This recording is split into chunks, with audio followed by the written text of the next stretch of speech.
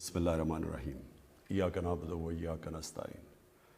میرے پاکستانیوں، آج مجھے بڑی خوشی ہے کہ ہم پاکستان کی تاریخ کا سب سے بڑا ویلفیئر پروگرام، یعنی ویلفیئر پروگرام کا مطلب کہ جس سے ہم نے اس ملک کو ایک فلاحی ریاست کی طرف لے کے جانا ہے، وہ سب سے بڑا ویلفیئر پروگرام آج میں آپ کے سامنے رکھ رہا ہوں۔ میں آج خاص طور پہ خراج تحسین پیش کرنا چاہتا ہوں ہماری احساس کی جو ٹیم ہے، جس نے 3 سال لگائے سارے ملک میں ڈیٹا بنانے کے لیے کہ جس سے ہمیں پتہ چلے کہ ہر خاندان جو پاکستان میں ان کی کیا حیثیت ہے، کیا ان کے حالات کیا ہیں۔ اور یہ بڑا مشکل کام تھا، 3 سال ہمیں لگے یہ پورا ڈیٹا بنانے کے لیے۔ تو جب تک وہ ڈیٹا نہیں تھا ہمارے لیے سبسڈیز دینا اور آسان نہیں تھا، وہ اندازوں پہ تھا۔ تو اب ہمارے پاس ایک پورا ڈیٹا بیس آ گیا، اس لیے آج میں اس پوزیشن میں ہوں کہ میں آپ کے سامنے یہ پروگرام اناؤنس کر سکتا ہوں۔ اس سے پہلے میں صرف اپنی قوم کو یاد کرانا چاہتا ہوں کہ جو پاکستان ہمیں ملا تھا وہ اس ملک کی تاریخ میں کبھی بھی معاشی حالات اتنے برے نہیں تھے جو ہمیں ملے ہیں۔ یعنی خسارہ بھی سب سے بڑا پاکستان کی تاریخ کا، قرضے بھی سب سے زیادہ، سود بھی ان قرضوں پہ سب سے زیادہ دینا پڑا، جو کرنٹ اکاؤنٹ ڈیفیسٹ جس کو کہتے ہیں کہ جتنے ڈالرز اندر آ رہے ہیں تو باہر، اس میں تاریخی خسارہ، ریزروز ہمارے تقریباً نہ ہونے کے برابر، یعنی کہ جو ہمیں باہر ہمیں جو لائبلٹیز تھیں، ہمیں باہر پیسے دینے تھے، جنہوں نے ہمیں قرضے دیے ہوئے تھے، ہمارے پاس پیسہ نہیں تھا ان کو قرضے دینے کا۔ اور ہم خاص طور پہ آج میں پھر سے ہمارا ملک شکر گزار ہے سعودی عربیہ کا، UAE کا اور چائنا کا، جنہوں نے اس مشکل وقت میں ہماری مدد کی، جس کی وجہ سے ہم ڈیفالٹ نہیں کرے۔ اگر ڈیفالٹ کرتے تو روپیہ بالکل نیچے گر جانا تھا اور مہنگائی آسمانوں پہ۔ اور اس کے علاوہ پھر ہمیں IMF کے پاس جانا پڑا، کیونکہ ہمیں ان کی مدد چاہیے تھی، کیونکہ ہمارے پاس ڈالرز نہیں تھے اپنے لائبلٹیز واپس کرنے پہ۔ تو ہم پھر 1 سال اپنے ملک کو سٹیبل کرتے رہے، اور اتنے میں کرونا آ گیا۔ اب کرونا کا آپ کو ایک چیز سمجھنی ہے، 100 سالوں میں دنیا میں اتنا بڑا بحران نہیں آیا جتنا یہ کرونا لے کے آیا، اور اس سے پاکستان ہی نہیں متاثر ہوا، ساری دنیا متاثر ہوئی، اور خاص طور پہ غریب ملک متاثر ہوئے، امیر ملکوں میں بھی غریب لوگ متاثر ہوئے۔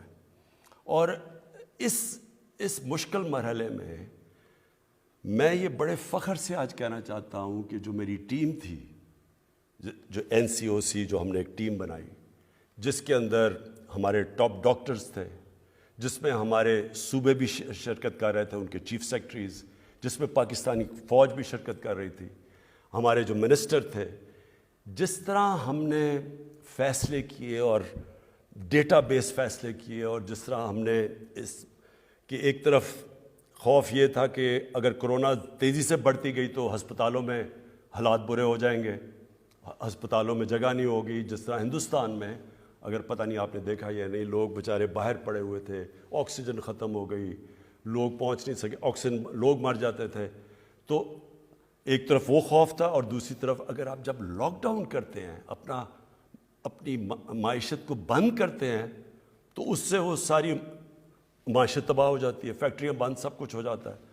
تو اس کے بیچ میں جو راستہ تھا، جو راستہ پاکستان نے لیا، اس میں بہت بڑی ایک کنٹریبیوشن تھی، جس طرح ہماری NCOC نے، جس طرح ہم نے فیصلے کیے۔ اور اس میں بڑی رسک بھی تھی، کیونکہ جب ہندوستان میں نریندر مودی نے بند کر دیا، کرفیو لگا دیا ہندوستان میں، تو میرے پہ بڑا پریشر ڈالا گیا کہ جی دیکھیں آپ نہیں کر رہے، آپ کے اوپر FIR کر دینی چاہیے، لوگ مر جائیں گے یہاں۔ لیکن مجھے بڑا آج فخر ہے کہ ہم وہ ملک ہیں جس کو انٹرنیشنلی اکنالج کیا گیا کہ وہ ملک ہے جس نے چند ملکوں میں سے سب سے بہترین طریقے سے اس مشکل مرحلے سے نکلا۔ اور اس میں ہم اپنی بات تو کیا کریں، اس میں ورلڈ بینک کی اسٹیٹمنٹ ہے، اس میں ورلڈ ہیلتھ آرگنائزیشن نے پاکستان کی مثال دی ہے، اس کے اندر ورلڈ اکنامک فورم، انہوں نے پاکستان کی تعریف کی کہ جس طرح ہم نے یہ بیلنس کیا۔ اور پھر اکانومسٹ میگزین اس نے کہا کہ پاکستان تیسرے نمبر پہ وہ ملک تھا جس نے سب سے بہترین طریقے سے نکل کے حالات کو نارمل کر لیا. اور مجھے فخر یہ ہے کہ آج اگر آپ دیکھیں ہندوستان کے حالات دیکھیں جو جس طرح وہاں غربت بڑھی اور جس طرح ان کی اکانومی -7% پہ پہنچ گئی، اس میں ذرا میں صرف بتانا چاہتا ہوں کہ پاکستان کی پرفارمنس اس میں کیا تھی. امریکہ نے، یونائٹڈ اسٹیٹس نے، جب انہوں نے لاک ڈاؤن لگایا اور ان کی معیشت نیچے چلی گئی تو انہوں نے 4,000 ارب ڈالر خرچ کیا اپنی معیشت کو ڈیمانڈ اٹھانے کے لیے. پاکستان جس کی امریکہ کی 33 کروڑ آبادی ہے اور ہماری 22 کروڑ، ہم نے ٹوٹل پیسہ 8 ارب ڈالر خرچ کیا جس سے ہم نے اپنی معیشت کو بچایا. تو میں اس میں ذرا صرف آپ کو بتانا چاہتا ہوں کہ ہم نے کیا کیا قدم اٹھائے. ہمیں سب سے بڑا خوف یہ تھا کہ لوگ بے روزگار ہو جائیں گے. اگر کاروبار ٹھپ ہو جائے تو لوگ بے روزگار ہوں گے، اور جب لوگ بے روزگار تو غربت بڑھے گی. تو اس لیے ہم نے وہ جو لاک ڈاؤن سے ہم بچتے رہے، ہم نے چھوٹے lockdown, smart lockdown, لیکن وہ اپنی بالکل اکانومی بند نہیں کی، اور ہم نے خاص طور پہ اپنی زراعت کو بچایا اور ہم نے کسی سٹیج پہ ان کو بند نہیں ہونے دیا. اور دوسرا ہم نے کنسٹرکشن کو بچایا، کیونکہ شہروں میں سب سے زیادہ جو لوگ روزگار دیتا ہے وہ کنسٹرکشن انڈسٹری دیتی ہے. اور پھر ہم نے ایکسپورٹس کو پوری بچانے کی کوشش کی، کیونکہ اگر ایکسپورٹس بند ہو جاتی تو ہمارا ڈالر کم ہونے تھے اور روپے نے گر جانا تھا. تو میں صرف پہلے اپنی زراعت کا بتانا چاہتا ہوں کہ اللہ کا کرم ہماری پالیسیز سے کیا ہوا. آج ہماری جو چاول کی گروتھ ہے، جو جتنی تیز سے وہ بڑھا ہے، وہ 13.6% ہے. ہماری مکئی 8% زیادہ بڑھی. ہماری جو گنا ہے وہ 22% زیادہ بڑھا ہے. جو گندم ہے وہ 8%. یہ سب ریکارڈ ہوا ہے پاکستان کے اندر. اور جو پچھلے سال ہماری کاٹن فیل ہو گئی تھی، اس میں اس سال 81% گروتھ ہوئی ہے. اور جو اضافی پیسہ گیا ہے ہمارے زراعت کے اندر وہ 1100 ارب روپے آ گیا ہے. اور اس سال آپ یہ سمجھیں کہ اگر کسانوں کا حالات اچھے ہیں تو وہ کیسے ہمیں پتہ چلتا ہے کہ کسانوں کے وہاں خوشحالی آئی ہے. ریکارڈ موٹر سائیکل کی سیل ہوئی ہے پاکستان کی تاریخ میں، اور ٹریکٹر کی ریکارڈ سیل ہوئی ہے. اور اس کے علاوہ جو یوریا ہے، یوریا 23% زیادہ استعمال ہوا ہے. اس کا مطلب کہ حالات اچھے، اور انشاءاللہ جب کسان خوشحال ہوتا ہے تو اس سے ملک کی پیداوار بڑھتی ہے اور ملک کا فائدہ ہوتا ہے. دوسری چیز جو ہماری ہاؤسنگ تھی، ہم نے کنسٹرکشن کے لیے کیا. کنسٹرکشن میں اس وقت 600 ارب روپے کے پروجیکٹس چل رہے ہیں، کیونکہ ہم نے کنسٹرکشن کو انسینٹیوائز کیا. پھر ہمارا جو انڈسٹری ہے، اصل تو دولت ملک کی تب بنتی ہے جب اس کی ملک کی انڈسٹری اٹھے. تو پہلے تو میں آپ کو یہ بتا دوں کہ لارج اسکیل مینوفیکچرنگ بڑی دیر کے بعد پاکستان میں پچھلے 3 مہینے میں تقریباً 13% اس میں گروتھ ہوئی ہے. اس کا مطلب ملک کی دولت میں بھی اضافہ، اس کا مطلب روزگار بھی زیادہ. لیکن میں اور انڈسٹریز بتا دوں کہ انجینئرنگ کے اندر 350% کہ ان کے پروفٹس کے اندر بڑھا، ان کا نفع بڑھا ہے 350 ارب روپیہ. ٹیکسٹائل میں 163% اضافہ ہوا ہے ان کے پروفٹس کے اندر. گاڑیوں میں 131% اضافہ ہوا ہے. سیمنٹ میں 113% اضافہ ہوا ہے. اور آئل اور گیس میں 75% اضافہ ہوا ہے. جو بجلی کی کنزمپشن بڑھی ہے، ہمیں کیسے پتہ ہے کہ ہماری انڈسٹری چلنی شروع ہو گئی ہے، ملک کی گروتھ ریٹ بڑھ گئی ہے؟ تو بجلی کی کنزمپشن میں 13% اضافہ ہوا ہے. اور جو ہمارا ٹیکس ہے، جو پاکستان کی جو سب سے ہمیں کیوں ہم پھنس جاتے ہیں، ہمارے پاس اتنی آمدنی نہیں ہوتی اپنے خرچے پورے کرنے کے لیے. 37% ہمارا ٹیکس کے اندر اضافہ ہوا ہے. ہمارا جو ٹارگٹ ہے ٹیکس کا، اللہ کا خاص کرم ہے کہ ہم اس ٹارگٹ سے اوپر جا رہے ہیں. یہ بڑا کم ہوا ہے پاکستان میں. تو ہمارے انڈیکیٹرز اللہ کا شکر ہے کہ صحیح راستے پہ چلے گئے. میں صرف ایک اور بڑی خوشخبری سناؤں کہ جو آئی ٹی ہے، جو نوجوانوں کے لیے جو فیوچر ہے پاکستان کا آئی ٹی کا، پچھلے سال 47% اضافہ ہوا آئی ٹی کے اندر، اور اس سال لگ رہا ہے کہ 75% ہماری آئی ٹی کے اندر گروتھ ہو رہی ہے. تو یہ ہمارے یوتھ کے لیے بڑی خوشائن چیز ہے. لیکن اب میں جو ایشو ہے اس کی طرف آنا چاہتا ہوں کہ جو مہنگائی کا مسئلہ ہے، اور مہنگائی کا واقعی مسئلہ ہے، اور میں اپنے جو ہمارے میڈیا میں بھی لوگ بیٹھے ہیں، اپوزیشن کا تو خیر ہمیں پتہ، ان کا تو کام ہے اور ہونا بھی چاہیے کہ تنقید کرنا گورنمنٹ پہ، میڈیا کا بھی کام ہے، تنقید کرتے ہیں اور تنقید سے معاشرے کو فائدہ ہوتا ہے، کنسٹرکٹیو کرٹیسزم سے.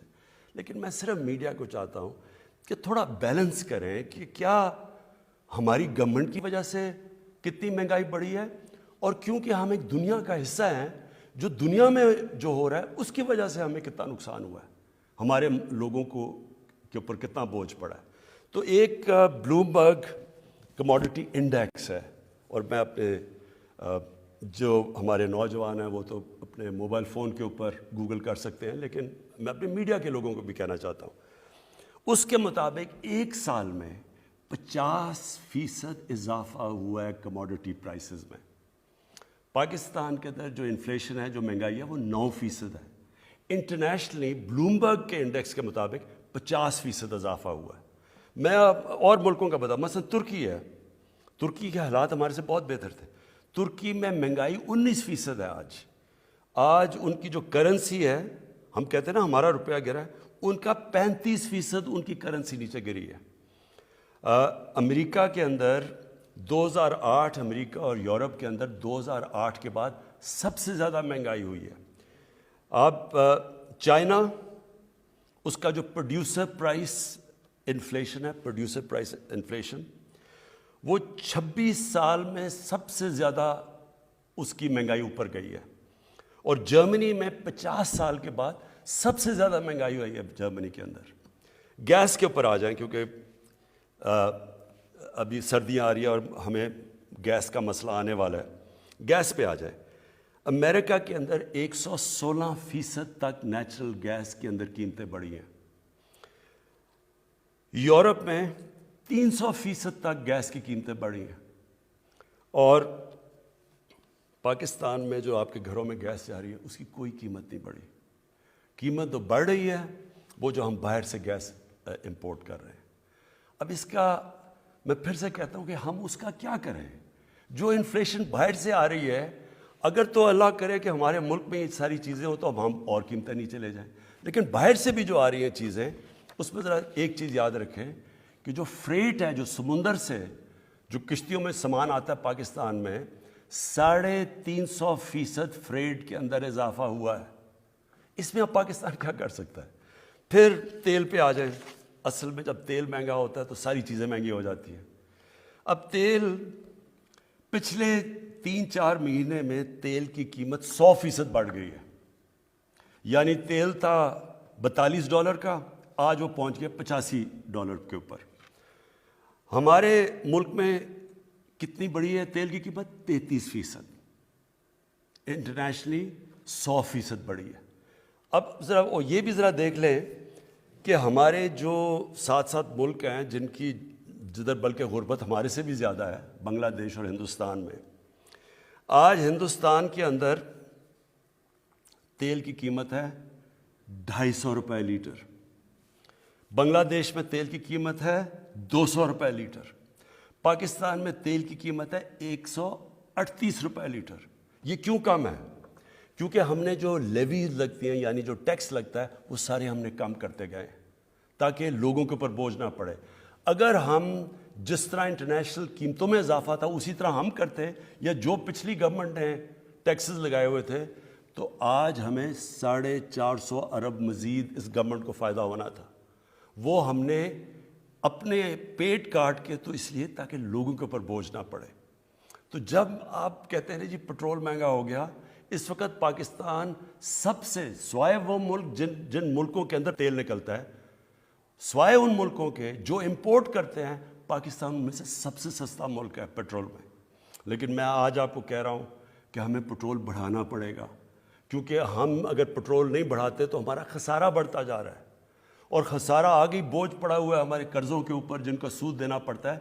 تو ہمیں تھوڑا پٹرول کی قیمت بڑھانی پڑے گی، میں آج آپ کو کہہ رہا ہوں. لیکن ابھی بھی ہندوستان سے ذرا صرف مقابلہ کر لیں کہ $250 لیٹر آج ہندوستان میں پٹرول بک رہا ہے، اور بنگلہ دیش میں 200 روپے لیٹر. تو آپ ذرا خود ہی مقابلہ کر لیں کہ پاکستان میں آج 138 روپے کا بک رہا ہے. اب آٹے کے اوپر آ جائیں. آج اگر آپ دنیا کی ایوریج نکالتے ہیں کہ دنیا میں ایوریج پہ آٹا کتنے کا بک رہا ہے, تو آپ کو حیرت ہوگی یہ سن کے کہ پاکستان میں اس سے آدھی قیمت پہ آٹا بک رہا ہے. آج اگر ہندوستان اور بنگلہ دیش سے آپ مقابلہ کرتے ہیں تو ہندوستان میں 83 روپے کے جی پہ آٹا بک رہا ہے, اور وہ بنگلہ دیش میں بھی 83 روپے, پاکستان میں 60 روپے کے جی آٹا بک رہا ہے. میں یہ آپ کو اس لیے بتانا چاہتا ہوں کہ آپ یہ سمجھ جائیں کہ ہاں مہنگائی ہے, لیکن گورنمنٹ کی طرف بھی دیکھیں کہ ہم اپنی پوری کوشش کر رہے ہیں کہ آپ کے اوپر بوجھ نہ پڑے. اب دال مونگ یہ عام آدمی کھاتا ہے, اس میں بھی دیکھ لیں کہ ہمارے سے پھر سے زیادہ غربت ہے ہندوستان میں اور بنگلہ دیش میں. ہندوستان میں بک رہی ہے 338 روپے کی کے جی دال مونگ, بنگلہ دیش میں 334 روپے کی, اور پاکستان میں 162 روپے کی بک رہی ہے. لیکن میں یہ صرف اس لیے آپ کو بتایا کہ آپ سمجھ جائیں کہ ہماری کدھر مجبوری ہے. دال ہمیں زیادہ تر امپورٹ کرنی پڑتی ہے, تیل باہر سے منگوانا پڑتا ہے, گھی کی قیمت تقریباً دگنی ہو گئی ہے. جو پام آئل ہے وہ تقریباً باہر دگنا ہو گیا, وہ ہمیں باہر سے لانا پڑتا ہے. تو اس میں ہم کیا کریں؟ یعنی تو اس کے لیے ہم نے فیصلہ کیا, یہ جو اب پروگرام آپ کے سامنے رکھنے لگا ہوں, اس سب چیز کو دیکھتے ہوئے ہم نے ایک آپ کے سامنے پروگرام لائے تاکہ آپ کے اوپر بوجھ نہ پڑے, اور کم سے کم بوجھ پڑے. بوجھ تو خیر پڑا ہوا ہے, وہ دنیا کا مسئلہ بنا ہوا ہے, اور میں یہ بھی سمجھتا ہوں کہ یہ انشاءاللہ یہ سردیوں کے بعد یہ دنیا میں یہ جو سپلائی افیکٹ ہوا ہے کرونا کی وجہ سے, یہ ٹھیک ہونا شروع ہوگا, قیمتیں نیچے بھی آ جائیں گی. لیکن ہم آپ کے سامنے ایک پیکج لے کے آ رہے ہیں, اور وہ پیکج ہے 2 کروڑ خاندانوں کے لیے, اور وہ افیکٹ کرے گا تقریباً 13 کروڑ پاکستانیوں کو. اور یہ پیکج ہے 120 ارب روپے کا, جو فیڈرل اور پروونشل گورنمنٹ مل کے دے رہی ہے. اس میں ہم 3 کھانے پینے کی جو سب سے زیادہ ضروری چیزیں ہیں, گھی, آٹا اور دال, اس میں آپ دکان میں جا کے اس پہ 30% آپ کو ڈسکاؤنٹ ملے گا. ہم 30% سبسڈی دے رہے ہیں گورنمنٹ, اور یہ 120 ارب روپے کی سبسڈی ہے, اور یہ انشاءاللہ اگلے 6 مہینے تک ہے, تاکہ یہ جب مشکل وقت نکل جائے تو اس میں آپ کو 30% آپ کو اس میں بچت ہوگی جب آپ جا کے یہ 3 چیزیں خریدیں گے. یہ جو ہمارا پیکج ہے انشاءاللہ اگر ہمارے جس طرح ہمارا ٹیکس بڑھتا جا رہا ہے, ہمارے پاس اگر اللہ ہمارے حالات بہتر کرے تو یہ ہم مزید آگے بھی بڑھا سکتے ہیں, لیکن ابھی مجبوری میں یہ ہم لے کے آ رہے ہیں. اب اس کے علاوہ آپ کو پتہ ہونا چاہیے کہ احساس کا اس کے علاوہ 260 ارب روپے کے احساس کے پروگرام چل رہے ہیں, اور یہ بھی صرف اور صرف یہ 1 کروڑ 20 لاکھ خاندانوں کے لیے 260 ارب روپے کے ہمارے جو پروگرام ان کے لیے ابھی بھی چل رہے ہیں. یہ اس کے اوپر پیکج دیا جا رہا ہے. اس کے بعد جو دوسری چیز ہم لے کے آ رہے ہیں وہ بھی ایک پاکستان کی تاریخ میں ایک پہلی دفعہ اتنا بڑا پروگرام ہے, کامیاب پاکستان. کامیاب پاکستان کے اندر ہم کیا کر رہے ہیں, ہم نے 1400 ارب روپے کی فنڈنگ رکھی ہے. اس میں 1400 ارب روپے کبھی پاکستان کی تاریخ میں اپنے کمزور طبقے, اور کمزور طبقے کا مطلب یہ ہے 40 لاکھ خاندانوں کے لیے یہ ہم لے کے آ رہے ہیں. 40 لاکھ خاندانوں کے لیے ہم نے یہ ایک سود کے بغیر قرضوں کا پروگرام لے کے آ رہے ہیں, تاکہ سود ان لوگوں کو ہم اوپر اٹھا سکیں. تو اس کے اندر سب سے پہلے گھر بنانے کے لیے سود کے بغیر آپ کو قرضے دیے جائیں گے. یہ جو 40 لاکھ خاندان ہیں, آپ اپنا گھر بنا سکیں گے سود کے بغیر قرضے لے کے. پھر اگر کسان ہے تو اس کو 5 لاکھ کا قرضہ ملے گا سود کے بغیر, اپنا وہ جو بھی اپنی زمین پہ انویسٹ کر سکے. شہروں کے اندر کاروبار چلنے کے لیے آپ کو قرضہ دیا جائے گا سود کے بغیر 5 لاکھ کا. پھر ایک خاندان میں ایک فرد کے لیے سکل ٹریننگ کروائی جائے گی, تاکہ اس کو کوئی ہنر سیکھے, تاکہ وہ اپنے پیر پہ کھڑا ہو سکے, اپنے سارے خاندان کی بھی مدد کر سکے. اس کے ساتھ کنیکٹڈ ہے کامیاب جوان پروگرام. ہمارا جو کامیاب جوان پروگرام ہے اس میں اب تک ہم قرضے دے رہے ہیں 22,000 نئی چھوٹی چھوٹی بزنس کے لیے ہم نے قرضے دیے, جس کے اندر 30 अरब रुपया हम दे चुके हैं। 30 अरब रुपया ये 22,000 बिजनेस के लिए, साथ साथ 2 लाख लोगों को स्किल्स एजुकेशन भी दे रहे हैं, यानी हुनर भी सिखा रहे हैं।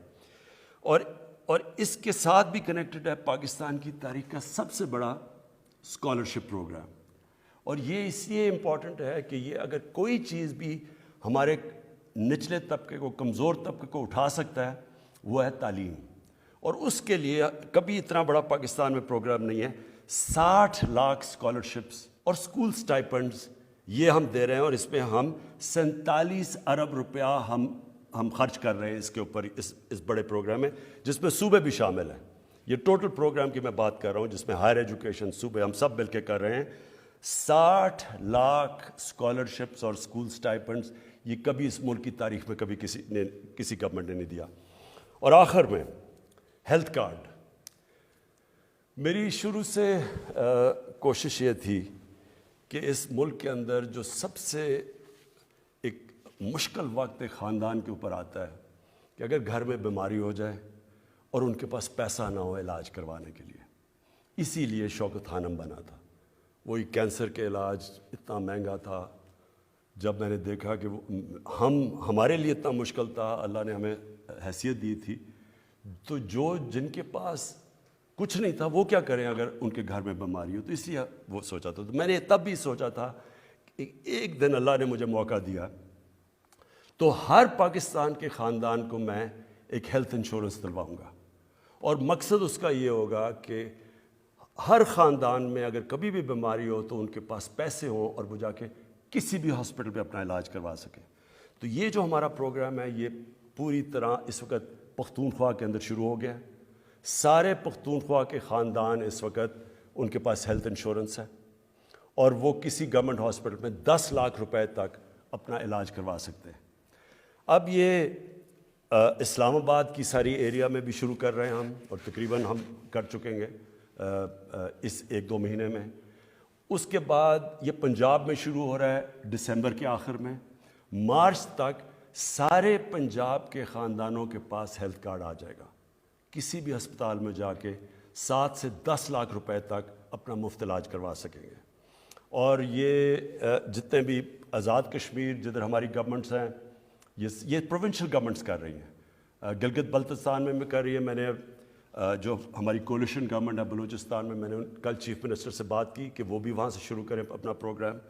और इंशाअल्लाह मार्च तक हमारे जितने सिंध, क्योंकि उनकी अपनी गवर्नमेंट है, मैं तो उनको भी कहूँगा सिंध को कि वो शुरू करें प्रोग्राम, क्योंकि इससे बड़ी नेमत एक आम शहरी के लिए नहीं हो सकती, और ख़ास तौर पे जो कमज़ोर तबका होता है। मैं अपने इंडस्ट्रियलिस्ट और जो कंस्ट्रक्शन इंडस्ट्री में जितने बड़े बड़े हमारे सेठ हैं, मैं आप सबको आज अपील करता हूँ कि जब आपका इतना ज़्यादा नफ़ा बन रहा है तो इसके अंदर उनको शामिल करें। जो मज़दूर हैं, जो आजकल की महंगाई में मुश्किल में हैं, उनकी ज़रूर आप तनख्वाहें बढ़ाएं। आखिर में मैं आज फिर से अपनी पहले तो एहसास की टीम को मुबारक देता हूँ, क्योंकि बड़ी मुश्किलों से डेटाबेस बनाया गया। और मैं अपनी मीडिया को फिर से मैं अपील करता हूँ कि जब आप, ये बड़ा आसान है, जब ये मुश्किल वक्त है, सारी दुनिया में मुश्किल वक्त है, तो आप अगर अमेरिका में भी किसी गरीब घर के पास ले जाएंगे, जी गैस बड़ी महंगी है, या इंग्लैंड में तो चीज़ें नहीं मिल रही कई जगह, क्योंकि वहाँ तो हालात और तरह के हैं, तो वो सारे कहेंगे अगर आप माइक ले जाएं बड़ा मुश्किल वक्त है जी। लेकिन ये समझाएं कि ये कोई पाकिस्तान के अंदर मुश्किल वक्त नहीं है, बल्कि हम वो मुल्क है जो बहुत बेहतर तरह से निकला हुआ है इस मुश्किल वक्त से। जिस मुल्क के हालात वो थे 3 साल पहले, और आज अगर आप देखें तो अल्लाह का ख़ास करम है इसके ऊपर। और जो अपोजिशन सड़कों पर निकली हुई है कि जी बहुत महंगाई हो गई, तो मेरी सिर्फ 2 बड़े ख़ानदानों से एक रिक्वेस्ट है। मैं आपसे बल्कि रिक्वेस्ट करता हूँ कि 30 साल में जो आप 2 ख़ानदानों ने पैसा चोरी करके मुल्क से बाहर लेके गए हैं, आधा भी आप पैसा पाकिस्तान ले आएँ। मैं आपसे अपनी कौम से वादा करता हूँ, सारे खाने पीने की चीज़ों की कीमतें मैं आधी कर दूँ।